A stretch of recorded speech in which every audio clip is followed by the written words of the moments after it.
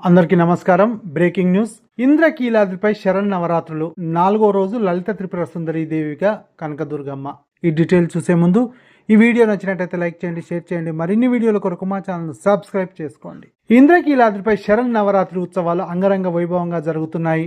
9 రోజులు ఒక్కో అవతారంలో జగన్మాతను అలంకరిస్తారు. ఈ ఉత్సవాల్లో భాగంగా 4వ రోజైన ఆదివారం అక్టోబర్ 6న విజయవాడ కనకదుర్గమ్మ శ్రీ లలిత త్రిపుర సుందరి దేవిగా భక్తులకు దర్శనమిస్తున్నారు. కుడివైపున లక్ష్మీదేవి, ఎడమ వైపున సరస్వతీదేవి సేవలు చేస్తుండగా చెరుకుగడ, విల్లు, పాశంకుశాలకు ధరించి ఎరుపు నీలం రంగు చీరతో ఓంకార రూపిణి అయిన అమ్మవారు భక్తులను అనుగ్రహిస్తున్నారు.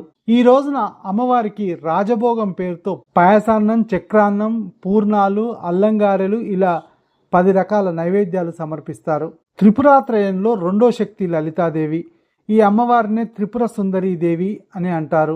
బ్రహ్మ, విష్ణు, మహేశ్వరులైన త్రిమూర్తుల కన్నా పూర్వం నుంచి జగన్మాత ఉంది కాబట్టి త్రిపుర సుందరి అనే నామంతో పిలువబడుతుందని పురాణాలు చెప్తున్నాయి.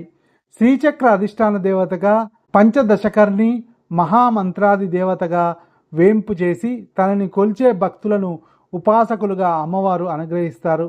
ఈ రూపంలో ఉన్న అమ్మవారిని దర్శించుకోవటానికి పెద్ద సంఖ్యలో భక్తులు ఇంద్రకీలాద్రికి తరలి వస్తున్నారు. లలితా త్రిపుర సుందరి దేవిని ఆశ్రయిస్తే సకల ఈతి బాధలు తొలగుతాయని భక్తుల విశ్వాసం.